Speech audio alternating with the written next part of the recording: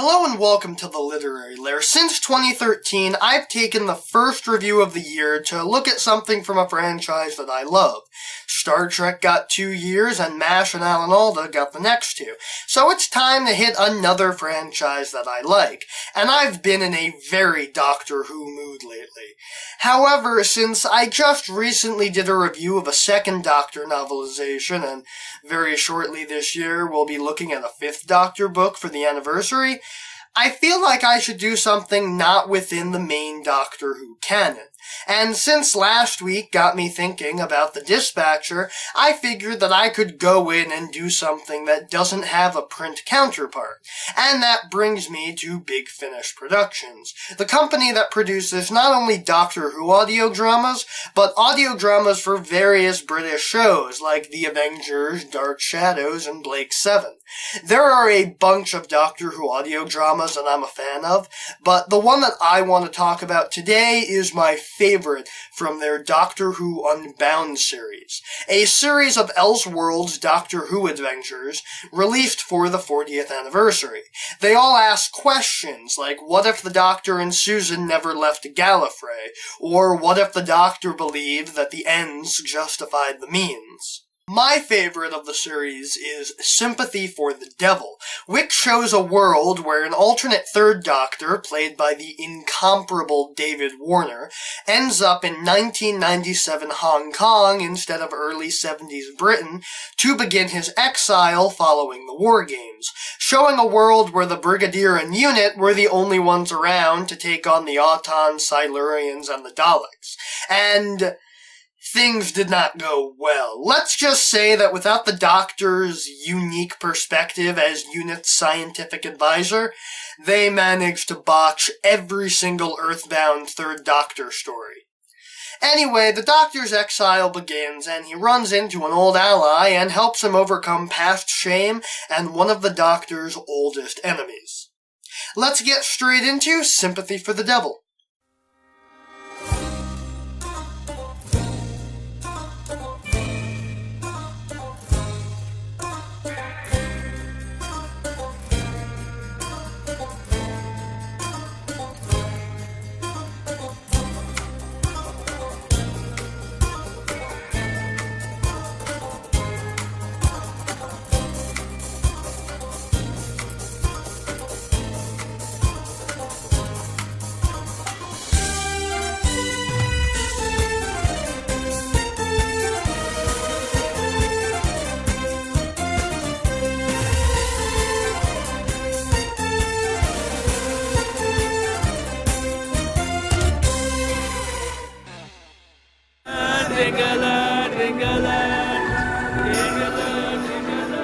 It's worse than I thought.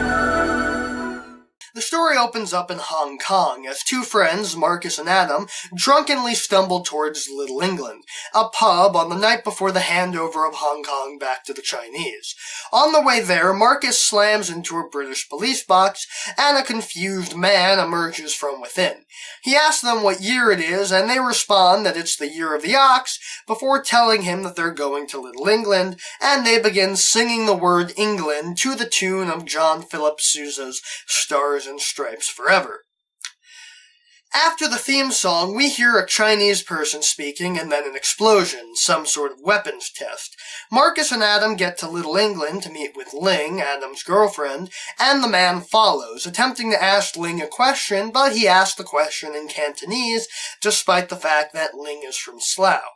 Marcus and Adam talk to the man and they question him, with him suddenly remembering his identity.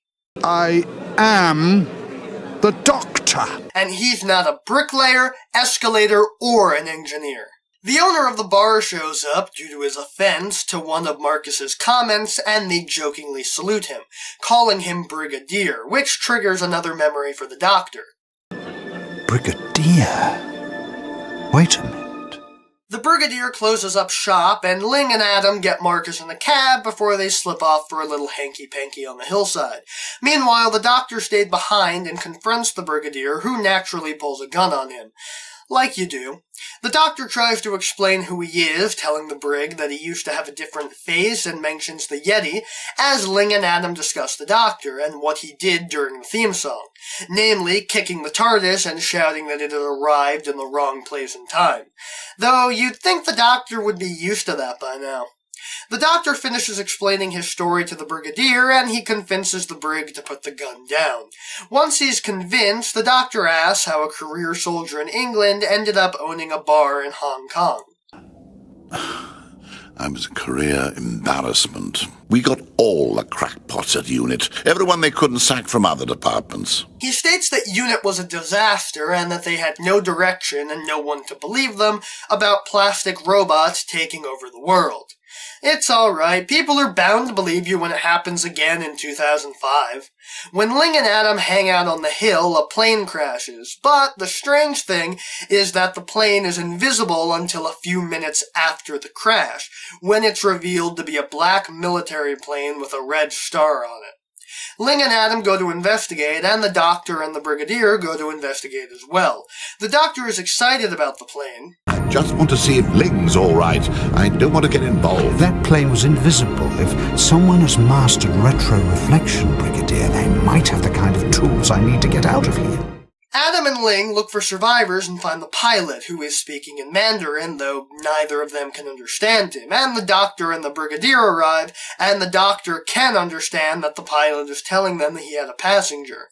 The doctor sends Adam and Ling to find the passenger, and they find him, but he's not in very good condition.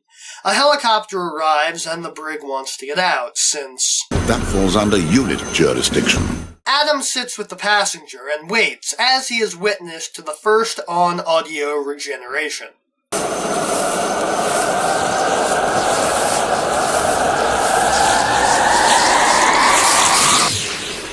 Holy... no way! Oh, Ling! Ling! The head of UNIT, Colonel Brimmakin Wood, played by a pre-Doctor Who David Tennant using his native accent, arrives and is as happy to see the brig as the brig is to see Wood. Wood is after Red Canary, the passenger, and isn't happy that there are 4 civilians at his crash site. He appropriates a Buddhist temple to use as their HQ, which the Doctor and the Brigadier are unhappy about.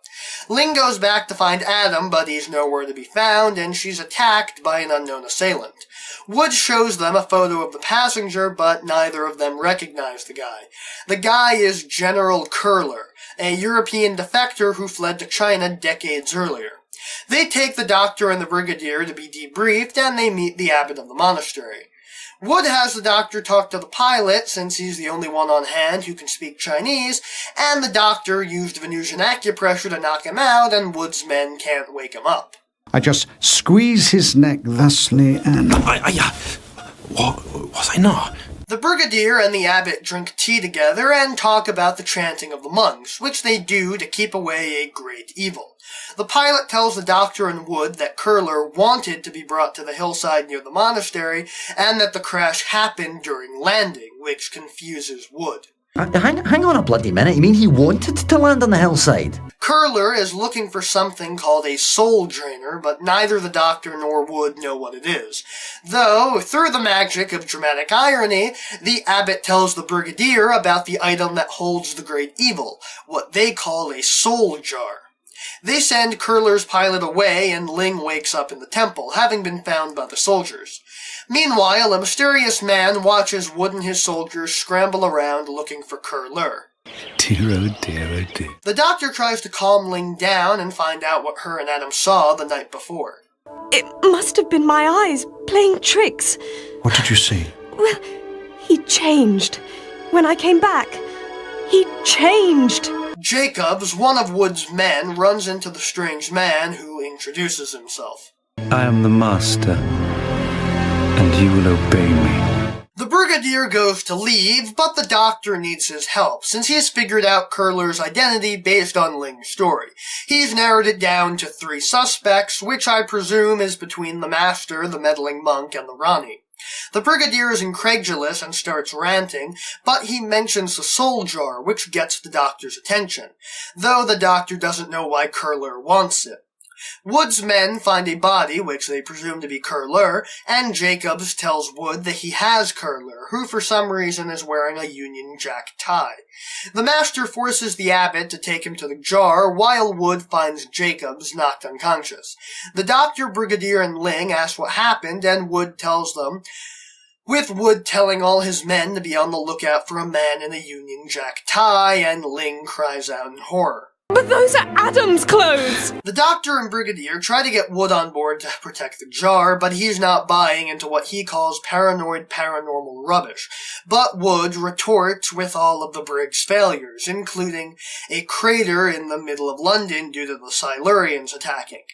Turns out that without the Doctor to step in, Mike Yates would have sacrificed himself by taking a nuclear warhead back in time and stopping the Silurians in the past. The monks stop chanting and the Master goes over to the soul jar and forces the abbot to open it. He does, and inside is some sort of slugs. The Doctor rushes in with Wood's army and they try to take the Master prisoner, but Ling starts clutching her head and the Master talks about a parasite that doesn't affect peaceful people like monks, but will affect angry people like Ling and Wood soldiers. The Doctor orders that they stand down and he tries to calm Ling down as the abbot observes the slugs. Doctor, the thing in the jar, it's pulsing. The Master is quite excited to see the Doctor again after figuring out who he is, and the Doctor recognizes the Master as well. Is that what you're calling yourself now? It seems ideally suited to a man with slaves. You seem a little outnumbered to me. The Master shoots the abbot to get anger out of the monks, and all of them start being affected by the parasite along with Wood's soldiers. The Doctor tries to calm them down, but they're already under the Master's control. The Doctor, Brig, and Wood are locked in a meditation room, and the Doctor explains what the sludge is. The creature in the jar feeds on strong emotions. The Master must have a means of controlling it, using it to put people under his command. Though, as they observe, it doesn't affect the Doctor, Brig, or Wood, which the Doctor chalks up to their age since the Master shot the older monks to get the anger, leaving the younger, malleable monks to be affected. The Master comes in to compliment the Doctor on his deduction and wants to speak with the Doctor alone. They talk, and the Master reveals that the parasites have been on Earth for centuries, and there are several monasteries chanting to keep them at bay, citing the Boxer Rebellion as an instance where they stopped chanting. He reveals that he created his Lair divisions by using the parasites to wipe the minds of soldiers to create slaves to fight for China, and that the bomb test that's planned is China attempting to destroy the parasites. Though the Master isn't excited about the prospect of being around when the soldiers realize what they've done. He went after the last parasite, since if he's the last one to be able to control the soldiers, he truly is the Master. The Doctor decries that, If you have the last parasite on Earth, you become the only man in the world who can control the Lair divisions. You'd be a new emperor overnight. And the Master decries the Doctor's interference in only helping the little people, whereas the Master thinks about the so-called big picture. Because we're all little people, that's why. Because I make a difference where I can with the people around me. I can't change everything, but I can make a difference for the common good. For whose good? And the Master blames the Doctor for things he could have stopped if he had arrived earlier, like the Autons, Silurians, Mars Probe 7. This makes the Doctor realize that the Master is stranded as well without a TARDIS. The Master wants the Doctor's help, but the Doctor tells him that he can't help since the Time Lords wiped his knowledge of TARDIS usage and put an inhibitor on his TARDIS. Following that, Wood and the Brig observe the Doctor and the Master striking some sort of deal. Very well. I'll get rid of the soldier. I'll get rid of the last parasite. Satisfied? Help me do that, and I'll help you fix your TARDIS. We can both get out of here. They return to Wood and the Brigadier, and they plan to get the soldiers' minds back by having the monks start chanting again, and that is until they can destroy the parasite. All they have to do is get the soul jar to the TARDIS, and then he can use it to move in space on Earth and get to the site of the Chinese bomb test. The only catch is, since he can't travel through time, it's a tight deadline. They use the temple's bus, something that the abbot had mentioned earlier, and they head off, with the abbot, who is still alive after being shot, remaining behind with Ling as the Doctor, Wood, the Brigadier, and the Master head off to the waterfront. They push through, but as expected, the Master betrays the Doctor and demands the TARDIS key, putting the brig at gunpoint, and the Doctor hands it over. He directs the Master to his TARDIS. It's over there. See it? There. Oh, yes. Good camouflage. And the Master absconds. Farewell. Out of my way. I don't have time for this. Can't wait. The Doctor watches the Master enter the TARDIS, and then the Doctor tells Wood to put the soul jar into the blue police box sitting near the front of the crowd. Several people follow the Master into the supposed TARDIS, which is actually the Little England. The Doctor had given the Master the keys to the Brigadier's pub. What is the meaning of this? The Master rushes outside, and the Doctor tells the Brigadier that he was counting on the Master's betrayal. They escape into the TARDIS, and it takes off. Wood rushes his men to boats, since if they're not on international waters when the handover happens, it could cause an international incident. The TARDIS materializes in Inner Mongolia, and they toss the soul jar out and get back into the TARDIS before the bomb goes off. The Master begs to be taken with Wood, and the Doctor and Brig theorize over what will happen to the people when the parasite goes up. The boats turn around, and invisible Chinese helicopters show up looking for the Master. The TARDIS departs as the bomb goes off, and the Master and Wood are stuck in Hong Kong as the Curler divisions begin to lay siege as they are driven insane by the memories of what they did while brainwashed. The Doctor and the Brigadier land, but not in Hong Kong, on some alien world apparently, the Doctor telling the Brigadier that the inhibitor must have been scrambled by the nuclear blast. They theorize what happened with the Curler divisions, and they decide to take their newfound freedom and travel together. Brigadier, I think this could be the beginning of a beautiful friendship. There's also a neat little post-credits scene where the Doctor has a similar experience to what the Prime Universe 8th Doctor had. These shoes, What? they don't fit me at all. And that was Doctor Who Unbound, Sympathy for the Devil. Was it good? Of course it was. This is, at least in my opinion, one of the best that Big Finish has ever produced. And while I haven't listened to all that much of their non-Doctor Who stuff, it's definitely one of their best Doctor Who stories. David Warner just might be my favorite alternate Doctor of all time. The story is interesting, and it includes the Brigadier, one of my favorite characters, and it features Mark Gatiss as the Master, a role that I think he was born for. He just does it so well. David Tennant does good, and Colonel Wood is a great character. I hear he even has a counterpart in Big Finish's old Unit series. This universe would prove to be so popular that, unlike most of the other Unbound stories, it would be revisited not once, but twice, and possibly more, as David Warner and Nicholas Courtney reunited a few years later to do The Masters of War, where the Doctor and the Brigadier end up on Skaro centuries after the first Dalek story, and the Thals are somehow subservient to the Daleks, who took control in the name of their creator Davros. But it's not the last time that we saw David Warner's Doctor, as he recently reappeared to Shanghai Bernice Summerfield into his universe to help stop the end of the universe. And at the end of their story, they're still traveling together, so it seems that that story isn't quite over yet. Honestly, this story and the entire universe is just so awesome.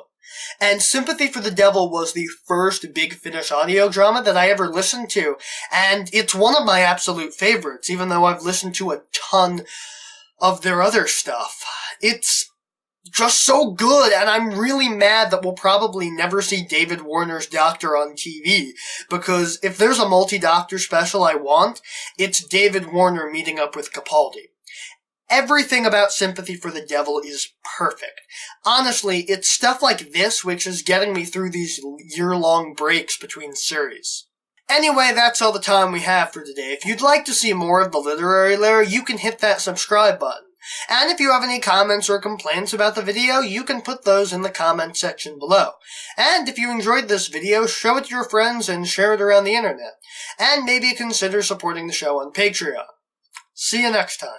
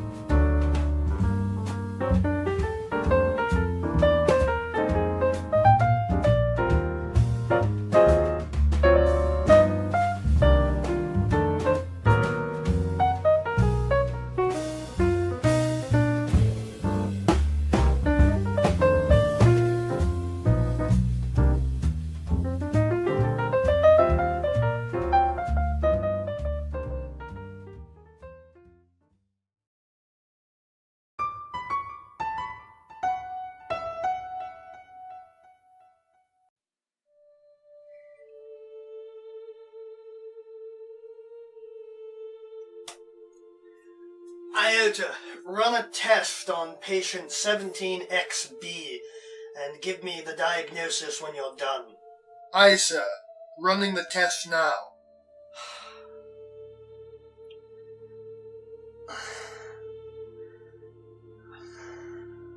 Analysis has been performed. According to various sources cross-referenced to the test results, this unit's diagnosis is severe molecular degradation. That will likely become more and more severe in the coming months. The patient is not expected to live for more than 6 months from today's date. Thank you. One more thing. Erase your memory of the last 5 minutes. This is highly irregular. Authorization code 3X497. Memory erasure in process. Iota, what was the last request I made of you? Your last request was for information regarding dimensional teleportation devices. The information was transmitted to your tablet. Thank you, Iota.